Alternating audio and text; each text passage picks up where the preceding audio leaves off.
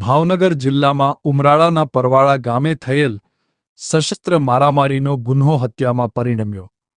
ભાવનગર જિલ્લાના ઉમરાળા તાલુકાના પરવાળા ગામે સીમ વિસ્તારમાં આવેલી વાડીના રસ્તા બાબતે વિવાદ થતા એક જ પરિવારના કૌટુંબિક લોકો વચ્ચે લોહિયાળ અથડામણ થઈ હતી, જેમાં મેહુલભાઈ ડાંગર, જીવાભાઈ ડાંગર અને કરશનભાઈ દેવાભાઈ ડાંગરે ઘાતક હથિયારો વડે ભાવનાબેન, વર્ષાબેન, જયેશભાઈ અને પિતા કરશનભાઈ સહિતના પર જીવલેણ હુમલો કર્યો હતો।